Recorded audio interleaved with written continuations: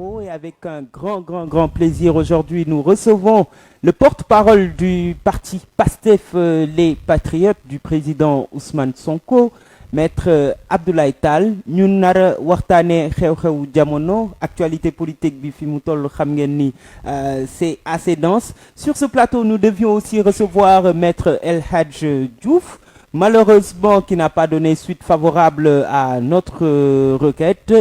Pas grave, nous ferons avec l'une seule des parties disponibles en tout cas à répondre à nos questions parce qu'elles sont nombreuses ces questions, autant chez nous que chez vous, chers camarades, chers amis qui nous suivez sur les réseaux Facebook, YouTube, mais aussi Twitter via Periscope.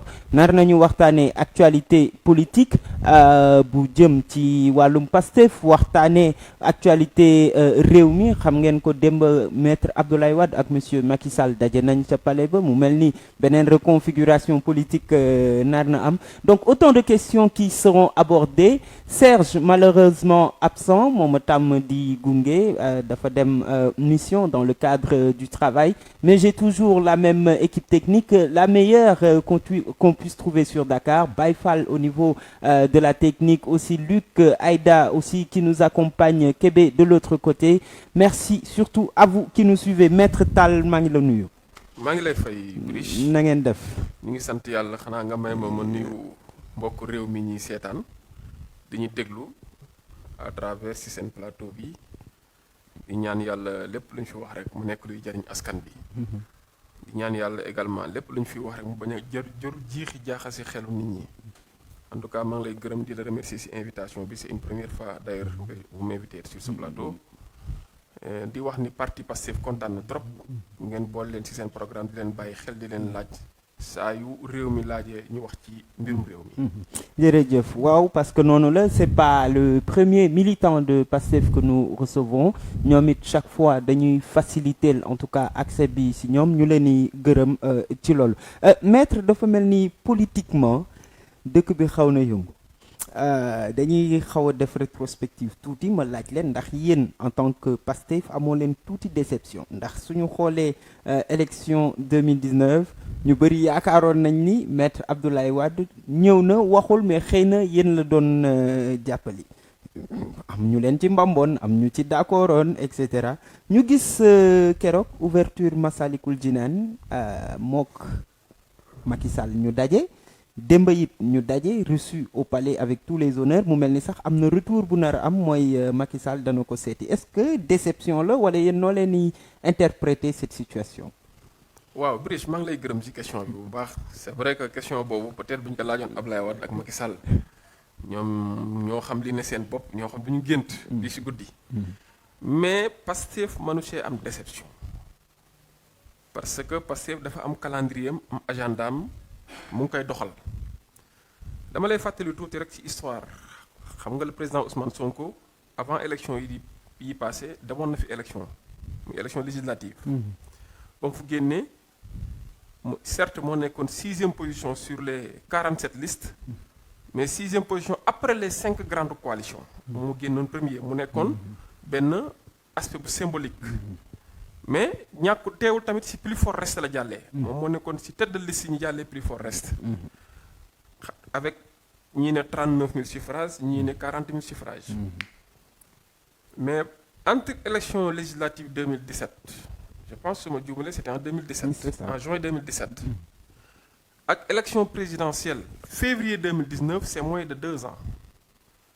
Ousmane Sonko est parti d'un score de 39 000 suffrages à presque 700 000 suffrages.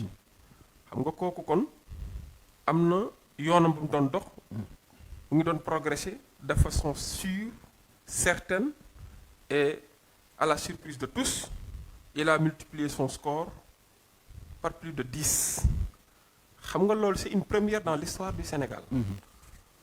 Quant à retrouvailles am na wala diw ak diw gise nañ, damaa bëgg rek fàttali leen également Ousmane Sonko, je pense que yoonam bu musti dox moom rek lañ ci musti gis ak ñi mu àndal biir Pastef ak yeneen effectivement alliés yoo xam ne doon nañ ko tàllal loxo pour ñëw jàppale ko.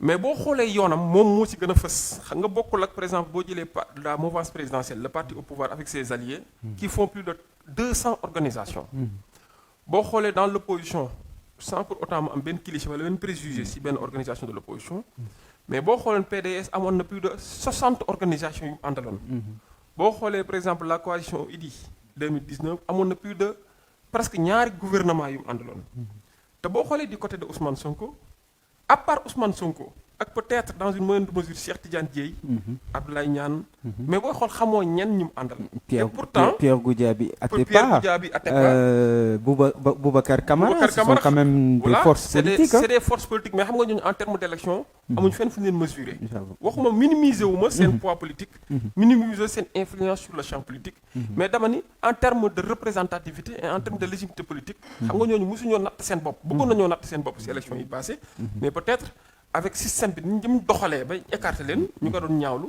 mais dama ni Ousmane Sonko en ce qui le concerne lii nga xam ne def na ko ci résultat ci dernière élection présidentielle yi wane na ni sénégalais yi am na fu ñu ko teg sénégalais yi am nañ fu ñu jóge te am na fu ñu jëm ak moom loolu nag amuñu ci benn dañuy def lu dul kontaan ci résultat yi te xam ni tamit loolu muy gën a progresser parce que depuis élection présidentielle yi passé Brice moo wax la xam naa yëg ngeen xibaar yi sax d'ailleurs les membres de sa coalition ñu ci bari ont décidé de rejoindre le parti xam nga loolu c'est une première. maanaam ñi nga xam ci dañu newoon dañ koy gunge rek ci élection bi. am na ñu ci bari ñoo xam te ne nee nañ biir Pastef la ñu bokk léegi ñoom faf nañ dëkk maanaam dañuy ñëw fusionner seen parti ci biir Pastef xam nga loolu xibaar bu neex la.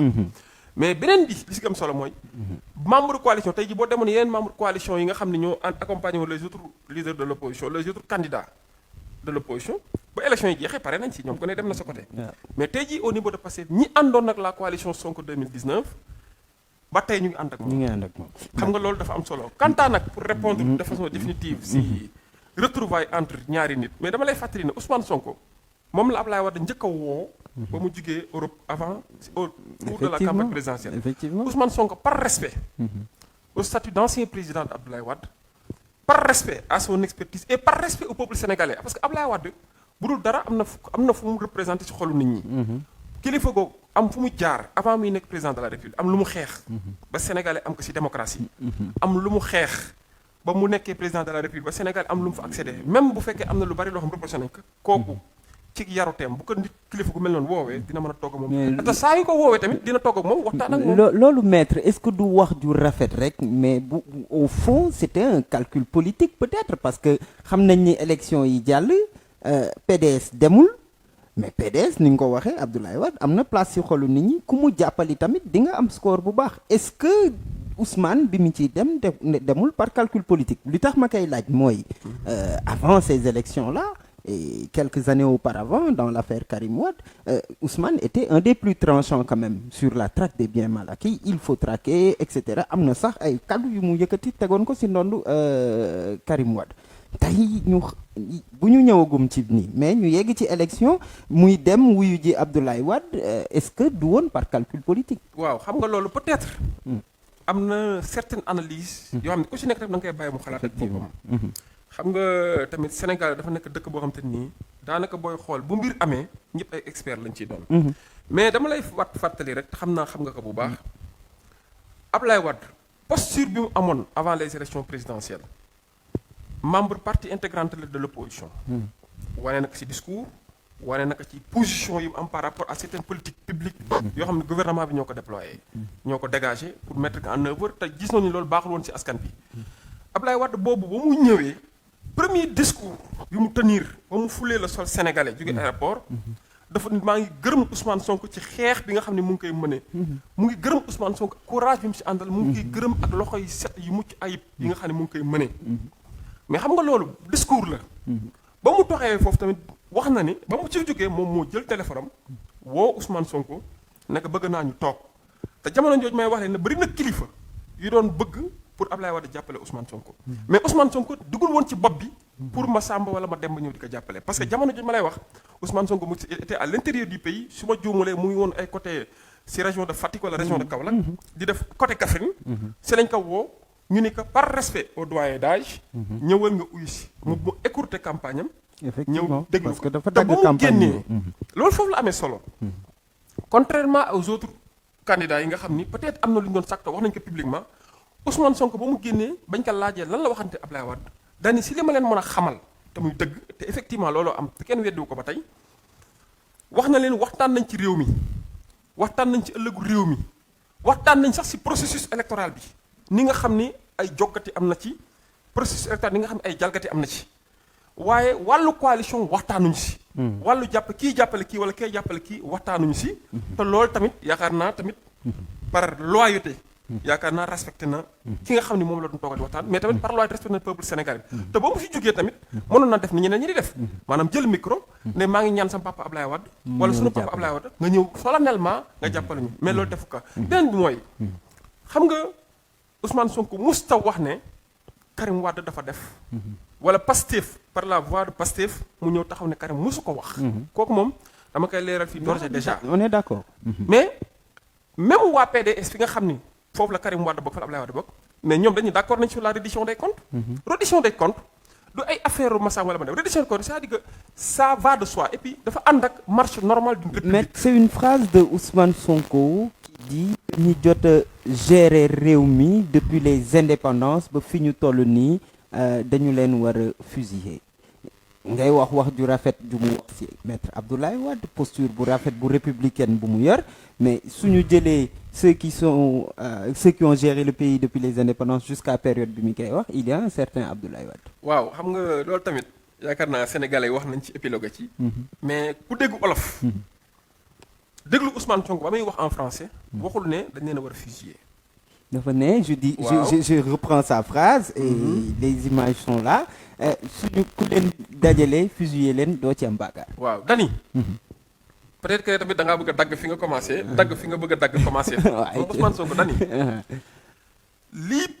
liñ def réew mi depuis les indépendances wala bien avant même li ñu def réew mi si ñaawteef ni nit ñi di souffrir ni nit ñi di jooytoo fi pauvreté toll fu école bi toll fu hôpitaux yi toll fu yeneen secteurs yi toll maanaam ñooñu presque ñi leen ko def ay criminel nañ xam nga tamit loolu mooy suite logique phrase bi te criminel boo taxoon physique dafay mel ni defoo bàkkaar waxul dañ leen a war a fusiller dani ñi rey ni askan bi ba ay centaines de milliers te loolu ba mu koy wax c'est un contexte bien déterminé mu ngi toogoon ak ay étudiants c'était à Saint-Louis. Le contexte fait le texte. Voilà le contexte comme li nga wax fait du texte.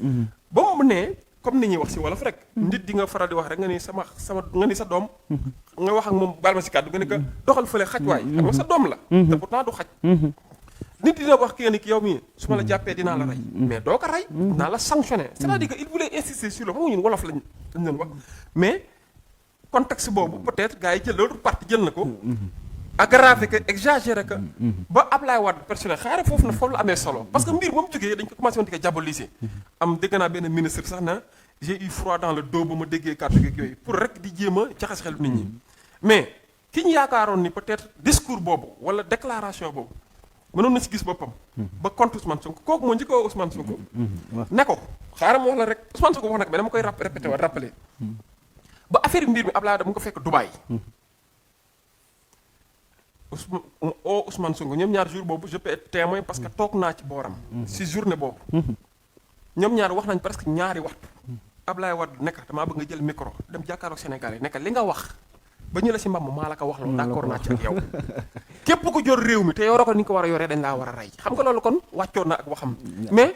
loolu jàll mais sénégalais yi dem nañ ba sentir ne c'était une campagne de diabolisation ou de déstabilisation mais loolu ça n'ébranle personne parce que Ousmane Sonko à son agenda il était serein. loolu politique la day am parce que l'adversaire aussi utilise les armes dont il dispose waaw muy rafet moom mooy gën a chaque fois muy loyal pour terminer sur ce chapitre là maître quand même parce que invité wuñu la en tant qu'avocat de maître de Ousmane Sonko. Je tiens à le préciser. On vous invite en tant que membre de Pastef, porte-parole de ce parti-là. Mandaté par le parti. Voilà, mandaté par le parti. Donc ñuy décrypter l'actualité. Est-ce que suñu jëlee les retrouvailles Macky Wade pour clore ce chapitre-là du andi benn reconfiguration du jeu politique? waaw retrouvailles Macky Wade. Reconfiguration ou pas, cela ne gêne en rien l'agenda et le calendrier d'Ousmane Sonko. Et cela ne gêne en rien la posture que Ousmane Sonko a adoptée depuis le début de son combat. xam nga ñu bari dañuy juum quoi qu'on puisse dire, Ousmane Sonko a du mérite. Il faut lui reconnaître une certaine catégorie d'électeurs. Man nee naa élection yi passé boo siy xool un vote sincère fan la am di nga gis ni c'est le vote qui a été favorable à Ousmane Sonko. ñun ñëpp xam nañ parti yi ni muy doxee parti classique yi benn chef lay am moom moo yor ay milliards am ànd ak ay waa njabootam. moom tant que mu ngi dugal loxoom ci poosam parti baa ngi dox. tant que mu ngi jël loxoom di ko dugal ci poosam parti baa ngi dox. wala jabaram jël loxoom dugal ci soxnaam jël loxoom di ko dugal ci poosam parti baa ngi dox. Machallah, au Sénégal, on est le seul parti politique. Le seul, et je pèse bien mes mots. PASTEF est le seul parti politique qui fonctionne sur la base de cotisation venant des militants. Du militant le plus modeste au militant au rang le plus élevé. Koko PASTEF, avec des états financiers qu'on dépose régulièrement au ministère de l'Intérieur. L'autre, je vais préciser. PASTEF, vu la diabolisation dont il a fait l'objet, vous n'êtes en règle avec la fiscalité, vous n'êtes en règle avec le ministère de l'Intérieur, heure bi gars yi suspendre nañ parti bi wala ñu jëm ko retirer son récépissé. Mais dama lay wax ne la recomposition ou reconfiguration politique Ousmane Sonko déjà c'est l'arbitre du jeu pour nit ñi xam ko. Ousmane Sonko jamono ji c'est lui qui est le maître du jeu. Ousmane Sonko, c'est le maître du jeu. Nous en reparlerons, nous allons y revenir. Je reçois sur ce plateau Maître Abdoulaye Tall. Il est membre de PASTEF, les Patriotes, du président Ousmane Sonko, mandaté par ce parti aujourd'hui sur notre plateau pour discuter de l'actualité. Et actualité pour actualité, amna yaa ngi ne moom mooy le maître du jeu, mais dafa mel ni am na ndëgg sërëxal bu ñuy waaj a dóoral Ousmane Sonko ndax mu perdre ses droits dootul mën a son éligibilité en tout cas parce que am na ku bëgg a dugal dara pour ñu nekk ñu dàq ci fonction publique te Ousmane Sonko dañ ko dàq ci fonction publique en 2016 du mënati bokk élection présidentielle ndax xam nga ci yaakaar ni mu sotti. waaw xam nga Ousmane Sonko du tey du démb du barki démb lañ commencé complot ci moom. te yaakaar naa complot bi li mu jaraloon pouvoir bi liñ ci def ci xaalis def ko ci ay moyens def ko ci ay sos. bu sotti woon tey jii peut-être Ousmane Sonko peut-être du ko fekk fii fekk na ko feneen waaye il est là il existe il a su résister il a su exister mais su ma déggee dernièrement li nit ñi di wax ci mbirum écarté ka man damay jàpp ne ñooñu ba tey xamuñu le peuple sénégalais wane nañ ni respecté wuñu peuple sénégalais bi mais xam nga lu gën a garaaw xam nga ay politique mën nañu bañ a respecter seen peuple mais au moins ñu xam seen peuple ki koy yëkkati mbir mi xaw ma un certain Diagne synergie républicaine il n'est même pas membre de l'APR su ma juumulee allié la rek mouvance présidentielle moo ko yëkkati moom il n'est même pas député ñu bëri dañoo foogoon ni ki koy yëkkati député la bu bëgg a def proposition de loi wala jaarale ko par l'exécutif mu def projet de loi kooku il n'est même pas député mais lañuy war a laaj lan moo tax mu yëkkati loolu bu fekkoon ñoom da ngeen di jàpp ne Ousmane Sonko du menace pourquoi ñu koy yëkkati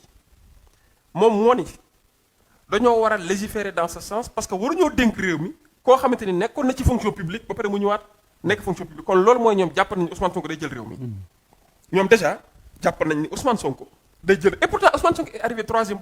mais ndax yaakaar nga mu sotti li mu bëgg noonu yéen a li mu bëgg du yegg xam nga tax du yegg te bis bu ñu ko fi jéemee dinañ gis lu garaaw ci réew mi. Ce sont des menaces. C'est des mises en garde. D'accord. dama ni li ñuy jéem buñ ko fiy jéemal sottal dinañ gis lu doy waar ci réew mi.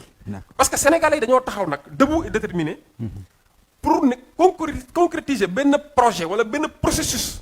buñ enclenché depuis 2017 ou bien avant 2017.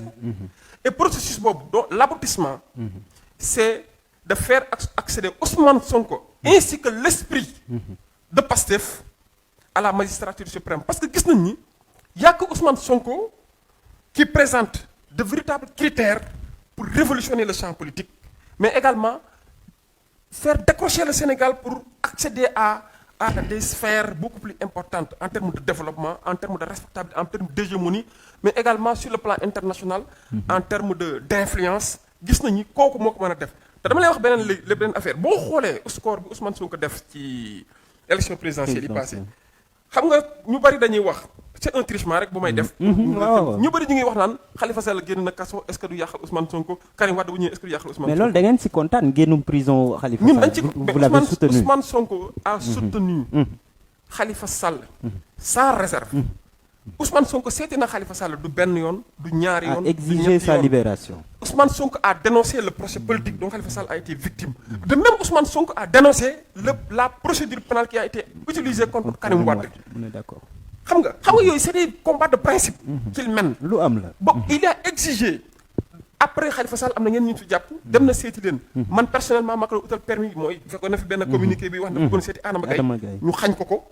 mu ñaawlu ko Adama Gaye def na benn communiqué barki démb u démb pour dire que moom il va soutenir sans réserve Ousmane xam nga nit ñi dañuy juum Ousmane Sonko amul problème ak ñooñu te yaakaar na ni ñoom ak moom war nañoo mën a liggéey pour réew mi jëm kanam moo tax bu nit ñi di faral di wax naan ay électorat diw électorat diw Ousmane Sonko dina xëccoo kenn Casamance non dañuy wax di dëgg rek kan moo ñemee tëkk tànk xaw ma ni ko olof di waxee kan moo ñemee défier Ousmane Sonko biir Casamance personne n'ose le faire beneen bi mooy au niveau de la diaspora gis ngeen élection yi résultats yi diaspora bi jox xanaa xamoo foofu man wax naa ni loolu moo gën a naqari Macky Sall sax boo xoolee juste après cette élection Macky Sall a supprimé le consulat de Bordeaux en France parce que Ousmane Sonko ne daf ko duma foofu duma yi metti mais pour faire mal aux Sénégalais qui sont là-bas mooy mu supprimer consulat bi léegi di leen wan ni yéen Sénégalais yi ko voté biir Bordeaux léegi bu leen soxlaa papier di ngeen dem ba Paris wala ngeen dem ba Lyon wala ngeen dem ba Marseille mais xam nga Ousmane Sonko dafa ne électorat am bokkul ak électorat parti politique Ousmane Sonko électorat am non seulement c'est un électorat sincère il a reçu un vote sincère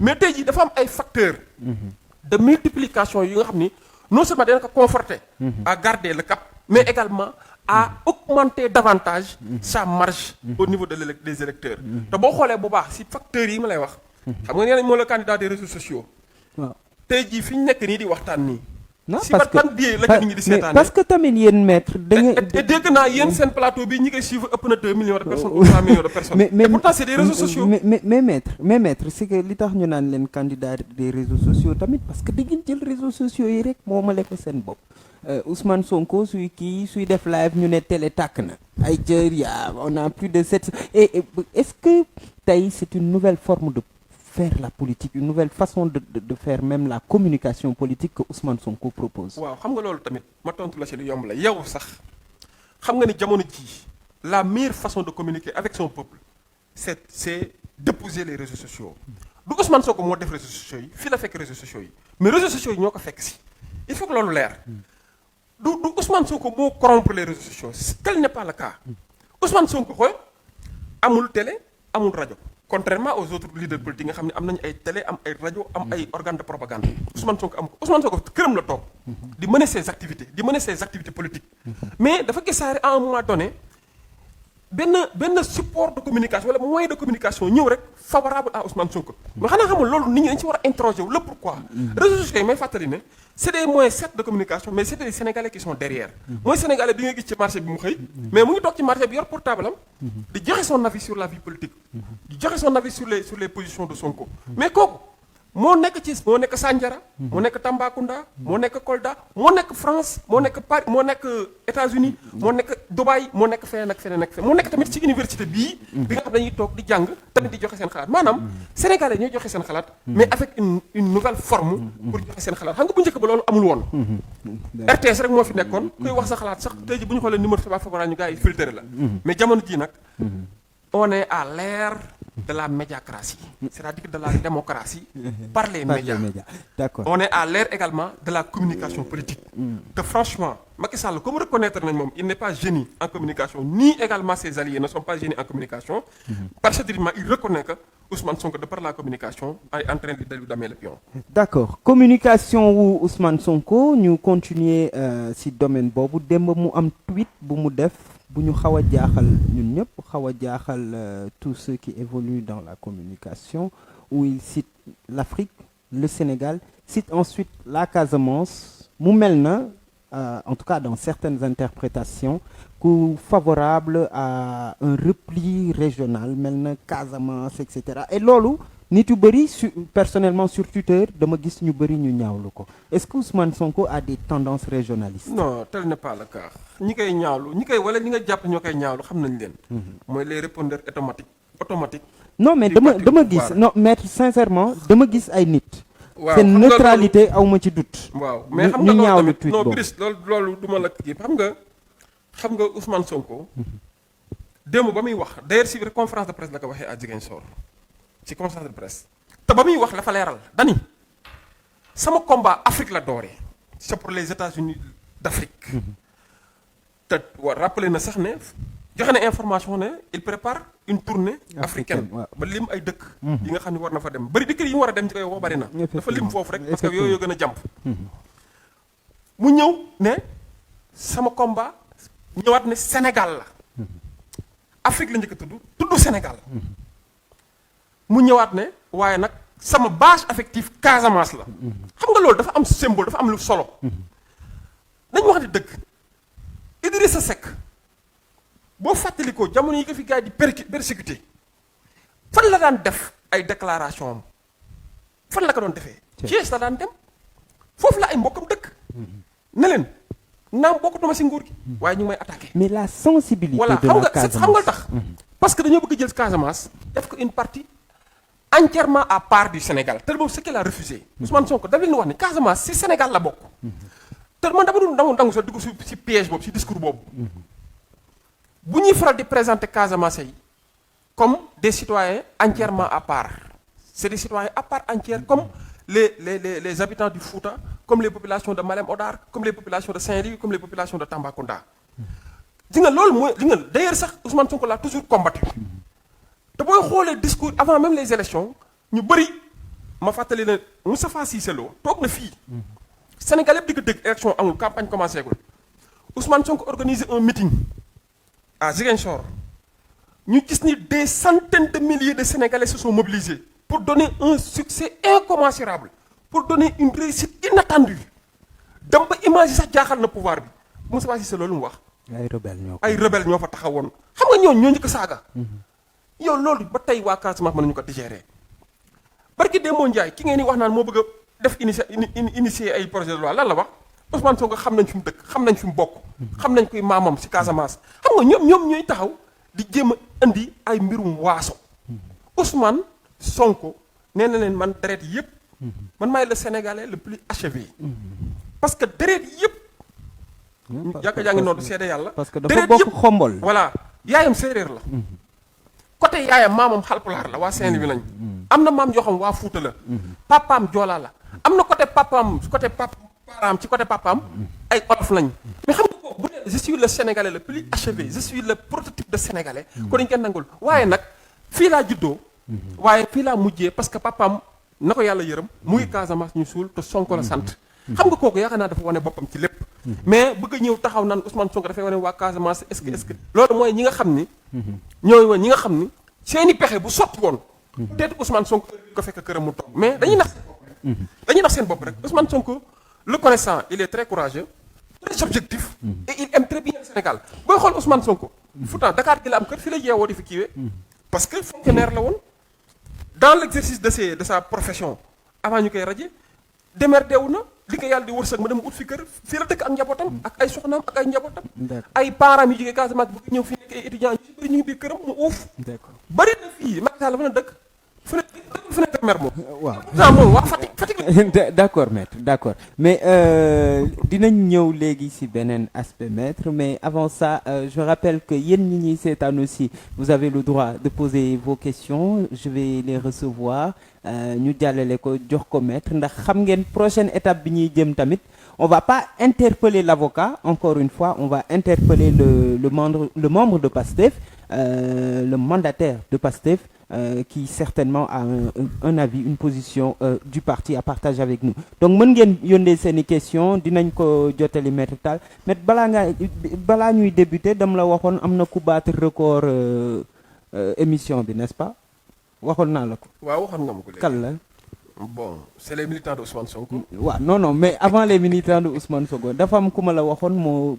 est-ce que du man maa battre record bi tamit. non mais d'abord avant kii am na ku ma la waxoon. dama la ne woon Thierno Alassane Sall moo battre le record. waxaat nga ma keneen tamit. wax naa la tamit Abdoul Mbaye. moo battre le record mais gisaguma les tendances réelles mais dafa am lu may gis nii mu nekk 300 personnes constamment qui nous suivent c'est une première et ça montre l'engagement au sein de PASTEF. Je pense que désormais on va inviter que les membres de PASTEF. Comme ça on... kon maa battre record bi. ah yaa ngi ci tànku battre ko en tout cas. Mais merci et pourtant donc mënoon na bañ a demee noonu. Merci aux militants de PASTEF qui nous suivent. Mais restons sur un débat objectif. C'est un fait qui concerne l'actualité. 94 milliards. Atlas, Mercalès, Mamour Diallo, Assemblée nationale, doyen des juges, lu ne c'est beaucoup de termes mais juste maître lan mooy coowal genèse u coow 94 milliards juste genèse. Encore une fois je n'interpelle pas l'avocat. waaw xam nga loolu tamit bon c'est vrai que démarcation bi. dina xaw a jafe tuuti parce que xam nga dossier bi juge d'instruction jël na ko. moo tax bëgguma di si sori lool par respect non seulement à mon serment d'avocat de respecter le secret de l'instruction mais mon secret professionnel et mon devoir de délicatesse envers un dossier envers le peuple sénégalais et un dossier qui est déjà pendant mais bu ñu ko waxtaanee si aspect politique parce que tamit dossier bi ku ko génne c'est un acteur politique may fàttali ne avant mu ciy wax moom ak ñi mu war a àndal ci biir xeex bi dañoo mener un travail d'investigation pendant 8 mois d'ailleurs booy xool am na benn dénonciation bi mu doon procureur de la République mu ngi ko ciy mentionné ne après 8 mois d'investigation xam nga boobu kenn xalaatuloon ni Ousmane Sonko sax day nekk candidat mais xam nga ba mu koy def au-delà du citoyen sénégalais qu'il est dafa nekk député à l'Assemblée nationale am lu muy représenté parce que dafa dem def une tournée nationale waat devant le peuple sénégalais ne il va dignement représenter le peuple sénégalais ba mu demee ba gis ne am na mbir moo xamante ni mu ngi am sur le dos du peuple sénégalais et au détriment du peuple sénégalais dafa jóg jël son courage à 2 mains jël sa loyauté en bandoulière et dénonce te ba mu dénoncé ba tey ay saaga rek la ciy essuyer mais doo gis ko taxaw weddi ko avec des preuves objectives ne li mu wax amul. pause foofu maître balaa loolu am na une bande sonore bu ñu déglu mu mel na waxaale bu amoon diggante Ousmane Sonko en tant que membre d'un cabinet ak famille bi impliquée dans cette affaire. waaw bande sonore boobu may fàttali ne ñi nga xam ñoo fi nekk en place muy le pouvoir d'ailleurs mooy wax ni ñoo ko génn après avoir marchandé d'ailleurs am na sax ñu ni xam nañ xaalis bu bari pour waa famille bi jox leen bande sonore benn noonu mais Brice bande sonore boobu man j'ai du plaisir à entendre et à réentendre à réécouter cette bande sonore d'autant plus que j'ai la conviction que bande sonore boobu day setal Ousmane Sonko saa yu déglu la koy gën a set Ousmane Sonko musta toog waxaale ak héritier yi may fàttali ne Ousmane Sonko benn yoon la musta toog ak héritier yi ñaaroo Ousmane Sonko xamul héritier yi musta xam kan mooy kan moo sant doy kan moo sant nekk ñoom ñoo dégg Ousmane Sonko ci presse mu dénoncé ne am na maguy bu am te maguy boobu am ci titre foncier bii la xamul sañu si nekk il faut ñu leeral ko ñoom ñi nga xam ne ñoo gis ni seen maamaka moom ñooñu ñoo ko gis def ay pexe di def ay pexe ba ni dañuy toog ak moom heureusement que Ousmane Sonko ba muy toog am na ay seede sa bañ toogee c'est la que ñoom ñoo ne monsieur Sonko dañoo gis ne dafa am sunu alal joo xam ne ñun sax ñu si bari xamuñu ko woon fii mais bañ la gisee ngay wax publiquement c'est la ñu wax ne alal jéemi wax sunu alal la comme am na ñu si bëggoon na ay samba boobu ñu si bëggoon a teg loxo am na lu ñu ci def ba récupérer droit yi nga xam ne moo ci nekkoon moo tax ñu daw ñëw seet si la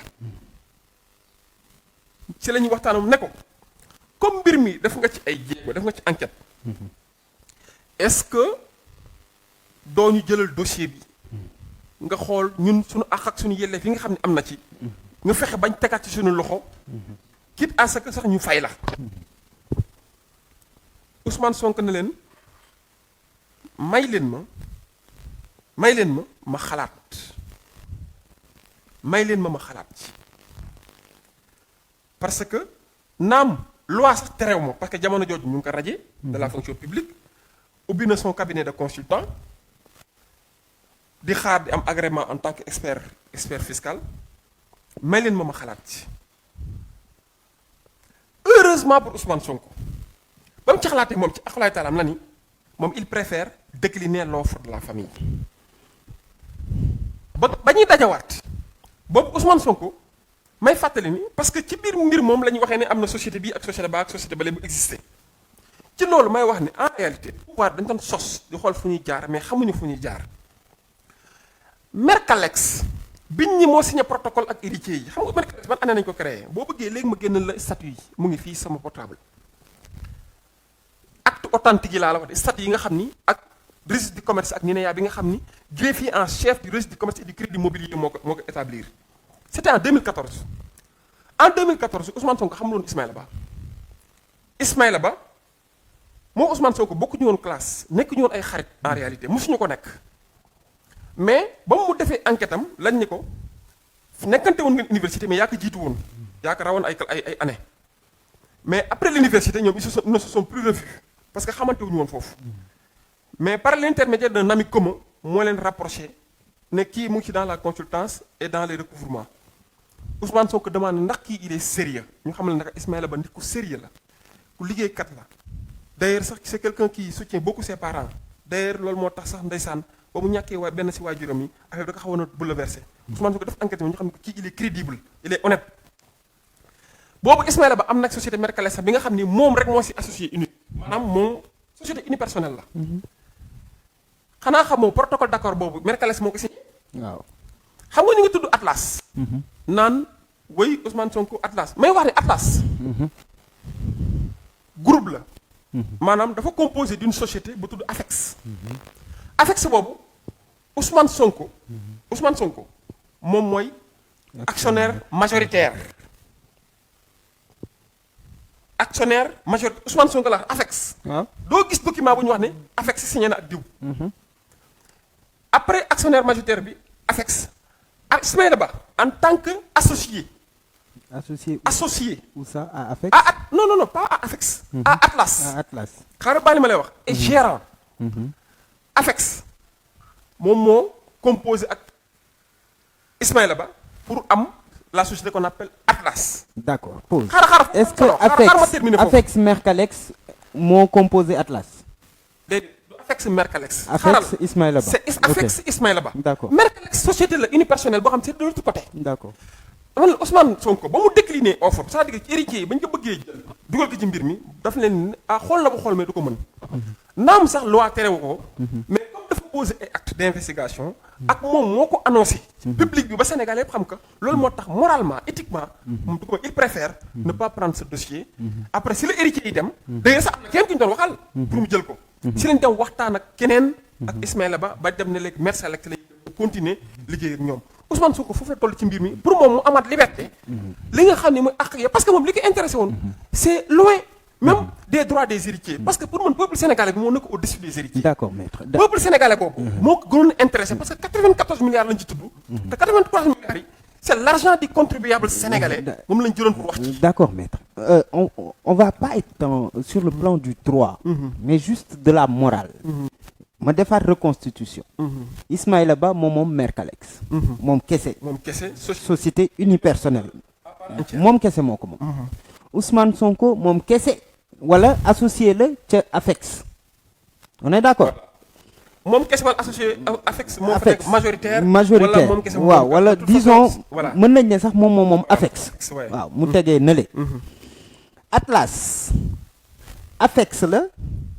ak ki moom Mercalex muy Ismaïla Ba moo constitué Atlas donc Atlas day nekk Ismaïla Ba plus Afex waxatuñu sax Ismaïla Ba ak Ousmane Sonko waxuñu Mercalex ak Ousmane Sonko dañu ne Ismaïla Ba ak Afex mu teggu noonu kan moo signé finalement avec la famille Mercalex voilà Mercalex moomu bokkul Atlas Ismaïla Ba libre et actionnaire principal de Mercalex am na droit dem signer avec la famille. am na droit bi waaw. loolu yëpp on est dans le On est droit d'accord, ouais. mais moralement dafa am récit boo def muy que Ousmane ak nu mu mënti demee def na investigation gis na ni Ismaïla Ba balaa muy associé ak Ismaïla Ba li ñu waxoon ci moom lu nekk la muy c'est un homme sérieux c'est un homme éthique honnête travail. moo tax mu sañ a associé wu ak moom nangoo liggéey ak moom mais Ousmane Sonko def na beneen investigation xaw ma ndax yaa ngi sama logique maa ngi lay déglu bu baax. gis ni dans ce dossier là am na lu nar a léser la population mu ne famille bi ko proposé woon du ma ko mën même si yoon may na ma ko man du ma ko mën ndax moralement nanguwuma ko lu teewoon Ousmane Sonko moom gis Ismaïla Ba ne ko bul signer ak la famille même si tu as le droit en tant que maire Kalex il y a quelque chose qui lèse la population sénégalaise bul signer ak moom moralement rek est-ce que mënul woon interdire Ismaïla Ba loolu ok xam nga Brice xam nga Ousmane Sonko li olof li ne wax naa balaa nga naan naam ne fa xam nga Ousmane Sonko tey ji man mii nga xam ni sax bokk naa si ñi ñett wala ñeent ñu ko gën a jigéen tey ji am na loo xam su ma ko doon jéem a def loo lii moom amal na njëriñ maître waaw xam naa ni waaw xam naa da nga ma koy jéggal rek nga joxal ma ko ndaw yi caamee ni parce que si laa jóge léegi ah kon ayca bismillah voilà xam nga dama ni Ousmane Sonko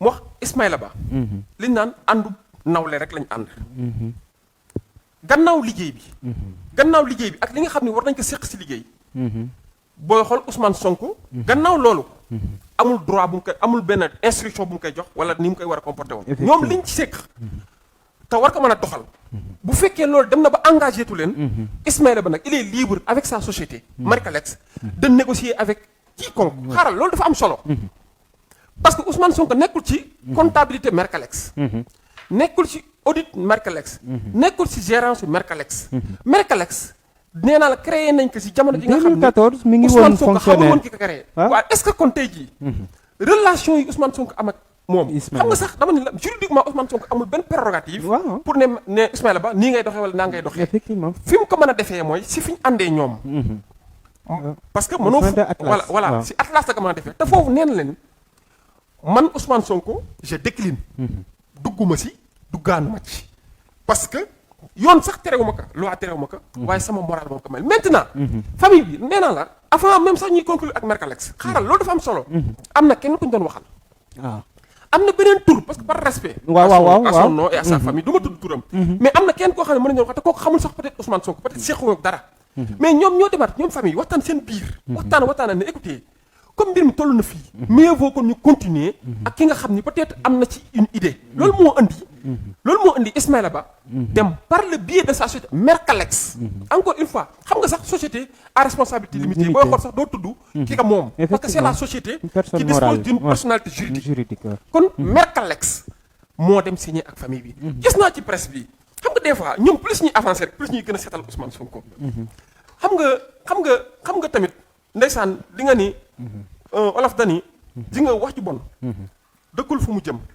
mais fu mu jógee la cosaanoo mais boo xoolee bu baax a baax audio yi fi génn nag këyit yi ñu fiy jéem a kii yëpp doo mus a gis këyit doo mus a gis acte doo mus a gis foo xam ne dañ naan la Ousmane Sonko moo bind te loolu tax day compromettre sa dignité wala sa moral loolu amul moo tax encore une fois di nga débat boobu bu fekkoon ni liñ ciy wax yëpp am na ci Ousmane Sonko wallaahi du nekk candidat à l'élection présidentielle d'accord du ko mus a nekk wallaahi du ko ne mais heureusement yàlla mu ngi fi parce que moom tamit jiital na yàlla ci lépp peuple sénégalais yi y a une certaine masse critique boo xam te ni àndam nañu ak moom conscient des enjeux du moment ñoom tamit ñu ngi tey lui montrer fidélité loyauté et engagement pour mener le combat à bon escient et également gagner ce combat. D'accord. Parce qu'il est une question de mener le combat, mais il en est d'une autre de gagner ce combat. Et Ousmane Sonko est en train de gagner avec brio ce combat qu'il a enclenché même depuis 2017. Maître Ousmane Sonko et les échéances, daf ñu ne woon, il avait dit à la presse,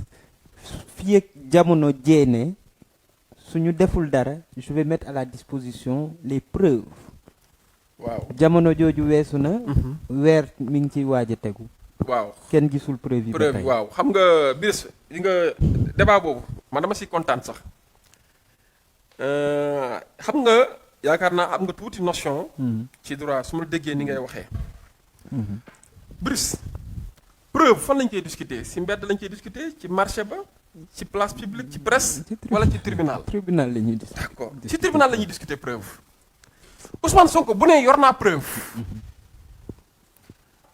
dañ ko doon jéem a dugal ci piège mu génn preuve ci presse bi xam nga bu génnee preuve dama lay jox exemple bu ndaw xam nga fii avec xam nga Macky Sall ba muy doog a fallu moom moo doon wax naan la magie du clic résistera moom moo ko doon wax de je reprends ces mots la magie du clic résistera à la superpuissance du flic et du fric waaw.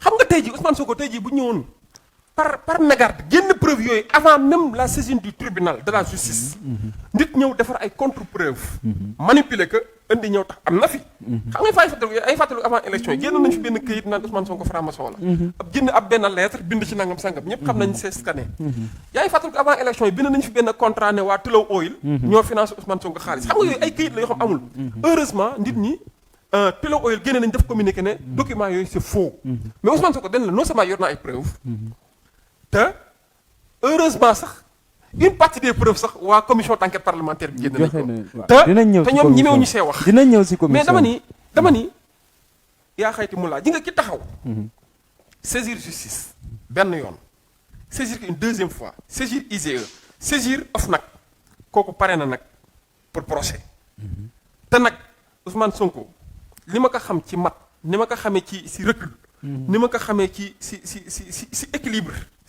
ak ci état d'esprit bu équilibré Ousmane Sonko du mobiliser toute la République pour après ñëwaat taxaw devant la justice pour naan nangam sangam. wala mais dafa joxe délai pour des preuves. te délai bi passé na mais délai bi je reste sur ça xaaral mais la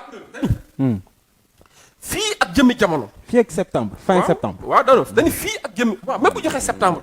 mais par la suite y a eu des actes qui ont été posés bu fàtte ne Ousmane Sonko après il a saisi le juge d'instruction wala xamoo woon loolu. ñu ngi ko saisir nañ ko avant man maa ko saisir d'ailleurs. saisir nañ ko avant septembre. heureusement juge boobu ubbi na dossier bi. xam nga kon preuve bu mu am juge boobu la koy joxe. d'accord nee naa la Ousmane Sonko. kon saisir nu juge bi. saisir juge bi moo annulé. la mise à disposition de la preuve au niveau du public. au mois d'août. ok le 22 août. déposé na plainte devant le juge d'instruction. heureusement le juge d'instruction. ubbi na dossier bi. entendre ko comme partie civile. wax na li muy waxanteeg moom en tant que partie civile kon dossier boobu. même loolu ba mu amee te mu ngi amee 24 heures avant. foofu laa doon ñëw si voilà foofu laa doon ñëw si. voilà jeex na léegi parce que le juge mi ngi recevoir Ousmane 24 heures avant. la session plénière de l'Assemblée nationale.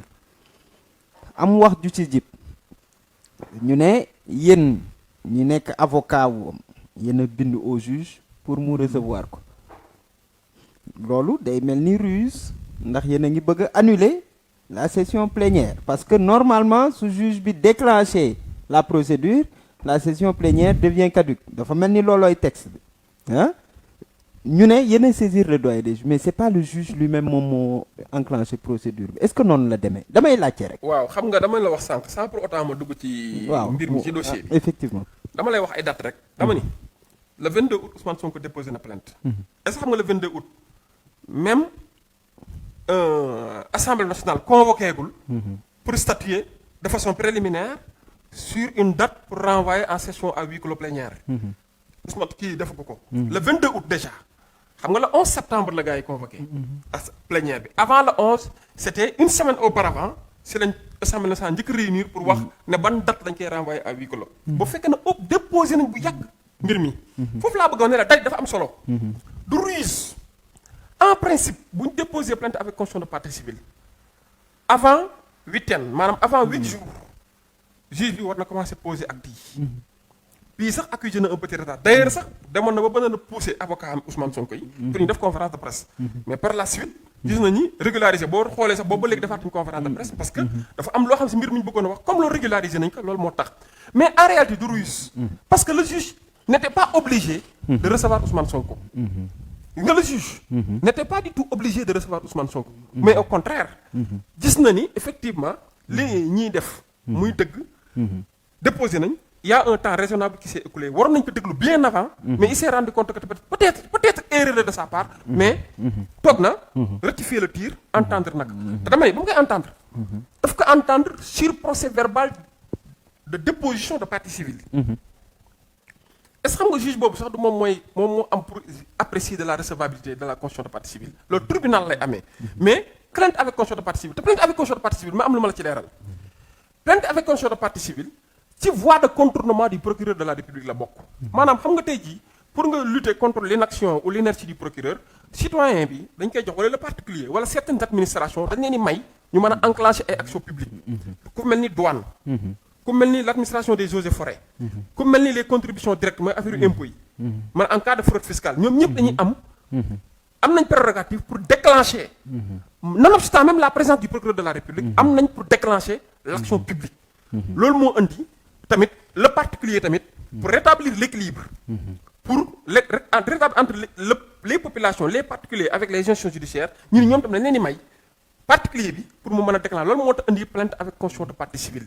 Plainte avec constitution de partie civile boobu loolu c'est une action publique à l'initiative d'un particulier. te juge bu xësee ba fixer l'ordonnance de consignation avant même sa déposition de constitution de partie civile. L'action est ouverte.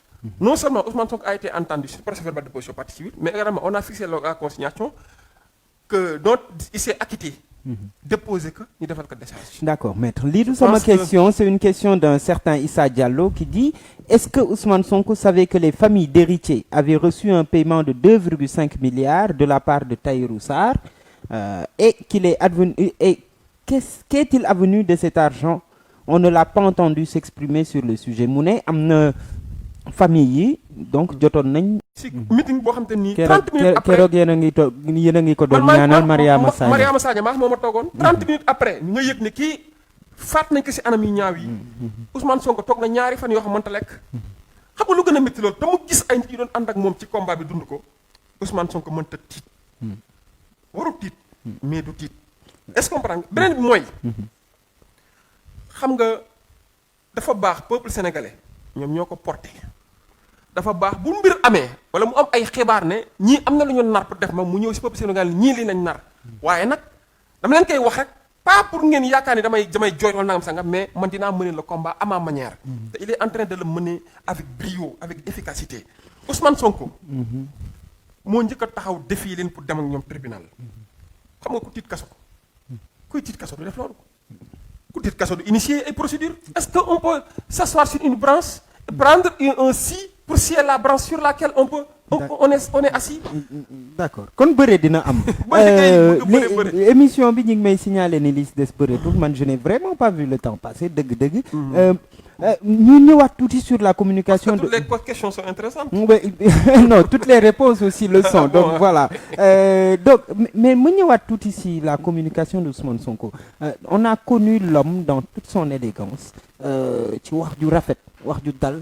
ànd ak teggin yu bëri. C'est ça l'homme qu'on a connu. fan yële ñu ngi ko dégg muy wax ba tudd ay danañ bëre. dinañ leen yëkkati ba ci kaw. dóor leen ci suuf. est-ce que nekkuñu di perdre l'originalité de cet homme. non je ne le pense pas xam nga tamit day toll foo xam te nii booy waxtaan ak ay nit des fois humour da ciy baax pour xol yi di féex.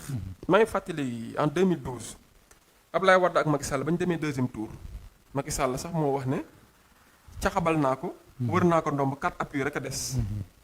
waaw xam nga loolu ci bëri lañ koy waxee. Abdoulaye Wade ne ko dina. voilà Abdoulaye nee na am na lu ko Abdoulaye Wade waxee daal ci wàllu bëri. xam nga tamit loolu yaakaar naa c'est la manière la plus polie de s'exprimer et de parler avec son peuple. dinañ ko yëkkati ba biir bi weex. loolu mooy dinaa ko jekku. loolu mooy dinaa leen jekku te effectivement yëkkati na leen ba seen biir weex xam nga te wax ji tamit wax ji loolu la. Ousmane yëkkati na leen ba seen biir bi weex xam nga ñoom fu ñuy xool nii point de chute fu mu leen di dóor te du metti. fu mu leen di dóor fu mu leen dóor instant bi ñu ngi ñaan yàlla mu dóor leen fudul ay si karo wala fudul dër. mais yëkkati leen ba seen biir weex. xam nga wax ji yëpp loolu la quoi loolu moo si intéressant nag mais encore une fois pour rassurer les Sénégalais le peuple sénégalais. Ousmane Sonko ku ko xam ni moom déjà nitu diine la. moom am diine la. beneen bi mooy ku am teggin la. maa ngi fàttaliku benn journaliste mos naa wax ne. ñu bëri ñu ngi taxaw di ko jéem a diaboliser. naan Ousmane Sonko nangam la naan Ousmane Sonko salafiste la naan nangam ibaadu la nangam sangam mun leen wallaahi maa ngi leen di wax. tey jii Ousmane Sonko sunu mag ñu baax ñooñu ñu fi doon tudd. sunu mag ñu baax ñooñu ku fi yeew woon tey jii ñëwaat fii Sénégal boo xam ne Ousmane Sonko lay milité wala muy dem fotel ko. parce que valeurs yi ñu doon incarné Ousmane Sonko lañ ciy gis ni moo koy doxal ci biir champ politique bi te loolu dafa am solo. xam nga politique. Brice. il faut ñu jàppee ko jaamu yàlla man pour man. y' a pas meilleure prière que de servir ton peuple. Y' a pas meilleure prière que de servir ton peuple. Et Ousmane Sonko il a manifesté avec brio avec fidélité avec loyauté que chaque jour que Dieu fait il se sacrifie pour son peuple. Et il s'est sacrifié déjà pour son peuple parce que pour man écopée d'une radiation. au plan administratif écopée d'une radiation y' a pas pire liquidation. Mais heureusement les Sénégalais ont porté haut son combat et sont en train de mener avec lui ce combat qu'il va gagner en 2024. Ousmane Sonko, une réincarnation de son modèle Mamadou Dia, le grand Maodo. Réincarnation, ce serait trop dit parce que moi personnellement je ne suis pas témoin de l'époque Mamadou Dia, même si j'ai été témoin de sa disparition. Mais j'avoue que les principes que Mamadou Dia avait eu à incarner, les principes que Mamadou Dia avait eu à dégager lorsqu'il a été un officiel de cette République, Ousmane Sonko est en train de faire tant bien que mal pour remettre au goût du jour ces mêmes principes. Et vous verrez que dans plusieurs de ses discours, il ne cesse de rappeler l'histoire de Mamadou Dia, il ne cesse de rappeler les positions de Mamadou Dia à un moment donné de la politique. Réincarnation ou pas, mais je pense que les deux esprits de ces grands hommes se sont croisés. Papa Malick Seck, j'ai une question. Est-ce que c'est Sonko qui a demandé un taux de 12% sur le dossier selon le barème qui lui est permis, même si par la suite il a décliné la demande? Si oui, ce barème est calculé sur les 94 milliards ou sur les 2 milliards 800? J'aimerais bien avoir des réponses. Ousmane Sonko n'a jamais demandé de 12%. La preuve, il faut regarder le protocole signé avec les héritiers pour se rendre compte qui a demandé 12%. Et sur la base de quoi ces 12% ont été mis dans le protocole d'accord. Mais ma réponse aujourd'hui, c'est que Ousmane Sonko n'a jamais demandé. Quelqu'un qui a décliné gentiment et poliment l'offre que la famille lui avait faite de suivre ce dossier, je pense que ce n'est pas cette personne qui est intéressée par un pourcentage ou par des paiements. Issa Diallo qui ramène mais avec des précisions sa question. Je ne parlais pas des versements faits à M. Sarr, mais des montants que M. Sarr a payés aux familles d'héritiers pour acheter leurs créances. C'est que dit le rapport du comité parlementaire.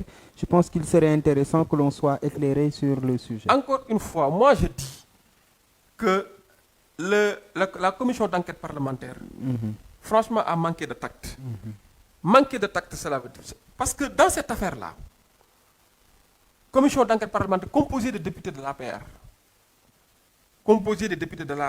Tout court? Ouais. Cheikh Seck, c'est un député de la moise présidentielle, Benno Bokk Yakaar. Aymérou Gningue, c'est un député de l'APR, président du groupe parlementaire Benno Bokk Yakaar. Ndiéma Ndiaye Ba, député de l'APR, ainsi que d'autres personnes. Seydi Diouf, député de la moise présidentielle. Est-ce que vous savez que ces députés-là avaient déjà donné leur position même avant l'installation de la commission d'enquête parlementaire? C'est-à-dire qu'ils avaient dit devant le peuple sénégalais que Ousmane Sonko n'a pas dit la vérité. Vous croyez que ces députés-là doivent avoir la casquette de juge pour juger Ousmane Sonko contre un membre de l'APR? C'est là où je dis que c'est du théâtre. Et répondre à leur convocation, c'est donner du crédit pour authentifier leur mascarade ou leur théâtre. C'est pour cette raison que d'ailleurs je salue avec la dernière énergie la posture de Sonko de ne pas déférer à la convocation de ces députés de l'APR pour juger quelqu'un qui n'est pas de l'APR contre quelqu'un qui est de l'APR. C'est là où je dis qu'Ousmane Sonko a bien dit de ne pas déférer à cette convocation, mais a bien réfléchi d'échapper à une guillotine qu'on lui avait déroulée effectivement pour essayer de blanchiment mondial. Encore une fois, c'est la première fois que je vois ici au Sénégal qu'on mobilise une institution de la République pour blanchir un privé. je dis bien que c'est la première fois que je vois ici au Sénégal qu'une institution comme l'Assemblée nationale soit mobilisée pour blanchir. Là, ce que vous voyez, c'est mobiliser l'Assemblée pour liquider quelqu'un. Mais mobiliser l'Assemblée pour blanchir un privé, c'est la première fois que je le vois. Alors qu'il n'y a que la justice qui est habilitée à le faire. Pour terminer sur ce point, je dis que le rapport, d'ailleurs, de cette commission d'enquête, le résumé du rapport, à 95% donne raison à Ousmane Sonko. Le rapport donne raison à Ousmane Sonko. Si, Ousmane Sonko, rapport, on a fait état des faux qu'Ousmane Sonko a dénoncé. Est-ce que le faux, comme on dit en français, le faux, il corrompt tout. Vous avez xam luy déséquilibre, créer le faux. Dama exemple bu ndaw da ngay gis ndeysaan benn étudiant boo xam te ni màgg na ba am ay diplôme yëpp xëy un beau jour mu dem di uti benn acte rek ñu ni ko sa extrait bi dafa am problème. xoolal kayit yi mu am yëpp sont censés tomber à l'eau parce que extrait bi sur la base duquel si la amee document yooyu yëpp baaxul. xoolal faux bi faux lu mu sos rek après mooy fondation bi en réalité mais lu mu sos rek lépp lu ci mënta tegu yàgg na wala yàggul dina musa daanu. loolu moo jëm ci mbir mi nag moo tax ma ni commission d'enquête parlementaire seen rapport bi amul valeur juridique amul benn portée judiciaire. xaaral ma wax la bu baax. le rapport de la commission d'enquête ne lie pas un juge. ne saurait lier un juge du preuve ça envers le juge. Le juge au même titre que les députés politiques. Le juge est appelé à faire une investigation judiciaire. te foofu nag moo gën a crédible parce que le pouvoir judiciaire incarne la justice et le pouvoir judiciaire est le dernier rempart d'un état de droit. Question du public ba tey Babacar Madiéry Diop nee na ndax le doyen des juges am na droit déglu Ousmane Sonko au vu de l'immunité parlementaire dont jouit ce dernier. waaw am na droit déglu Ousmane Sonko bu fekkee ni partie civile la. mais amul droit inculper Ousmane Sonko bu fekkee ni inculpé la maanaam dañ ko topp. il faut ñu lever l'immunité parlementaire mais fii nii Ousmane Sonko moo porté plainte sans pour autant demander qu'on lève son immunité parlementaire. Donc Ousmane Sonko est bien en droit de répondre à une convocation du juge d'instruction pour être entendu en tant que partie civile et en tant que personne dénonciatrice. Cheikhou Gassama xam naa dafa yéex a ñëw nee na maître j'aimerais savoir ndax Ousmane Sonko a été convoqué par le juge wala moom ci boppam moo dem ci juge bi. Non juge bi moo ko convoqué. Juge bi moo ko convoqué. D'accord noonu la maître Tall. Parce qu'il y a plusieurs formes de convoquer une personne.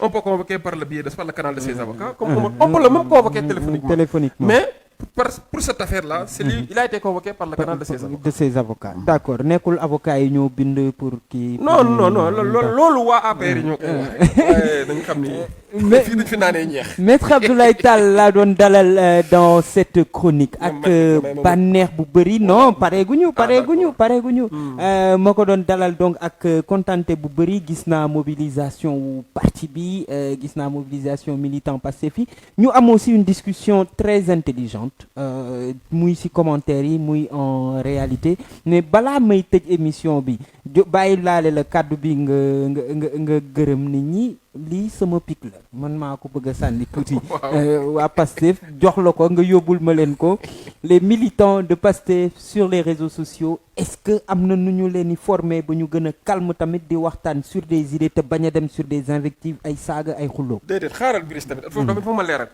du militant Pastef ñooy taxaw di saaga ci réseaux sociaux yi déedéet militant Pastef saagawul kenn ci réseaux sociaux yi sénégalais yi am na si ñoo xamante ni Pastef nañ bokk te ñoom am nañ posture bu ñu am pour joxe seen point de vue Ousmane Sonko xamul ko fi yeewoo Médinatoul Salam xamul ko fi yeewoo Malem Hodar xamul ko yeewoo Fouta Ousmane Sonko li mu xam mooy moom leader la il a donné un discours nit topp na ci discours topp ci discours bi peut-être Ousmane Sonko mënta apprécier wala mënta juger ñooñu mais dama ni nañ bàyyi yaakaar ni ñëpp ñuy saaga rek ay c'était pro Ousmane Sonko je ne bien identifié li may wax xam nañ ko ñoom xam nañ man xam na ñoo xamante ni si contrairement à li maître Tall di def contrairement à li Amadou Ba di def au niveau des télés vous avez un Amadou Ba qui défend contrairement à Ousseynou li muy def di waxtaanee ci xel contrairement à Diomaye nga moom ma xaw ko mere tuuti keroog mais sama grand la amul problème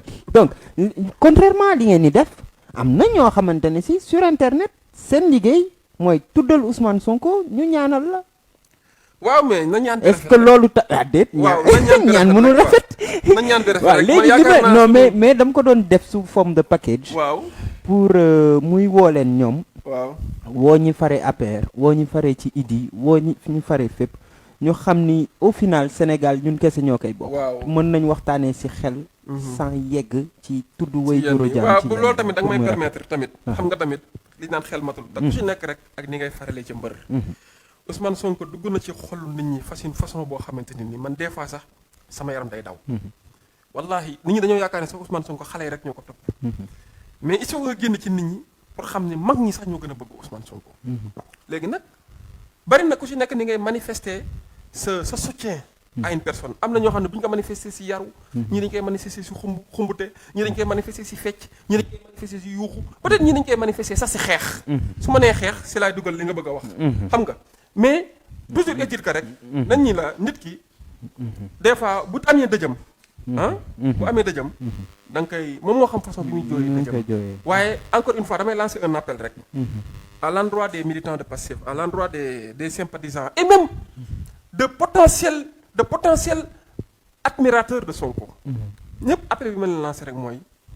que kontaan nañ ci jàppale bi gis nañ ci ñu ngi koy def ak seen xol ñu ngi ciy def ak seen i moyens étudiant bi nga xam ne boursam sax jariñu ko dara day génn di def ci biir parti bi ñu ngi rafetlu seen taxawaay ñu ngi rafetlu seen jàppale ñu ngi rafetlu également ci li nga xam engagement sans faille engagement militant déterminé bi ñu wane envers le leader de Pastef et également envers le parti Pastef di leen ñaanal di leen gën a ñaaxaar rek lépp lu ñuy def rek nañ ko defee ci jàmm waaye tamit mobilisation bi nga xam ni wane nañ ko ci élection présidentielle mobilisation bi nga wane nañ ko ne ñoom ils sont seen slogan bi ils sont toujours prêts au combat tey jii nag il est encore plus en vigueur cette mobilisation cette posture des militants de montrer à la face du monde aux yeux de l'opinion que ñoom pare nañ pour kii nañ gën a pare pour xeex parce que yaakaar naa mbir mi nag ba fa muy jëm xeex bi dina neex te incha allah xeex bi il faut mu am pour li nga xam ne moom lañu bëgg ci Sénégal am Sénégal il faut ñu révolutionner que te 2024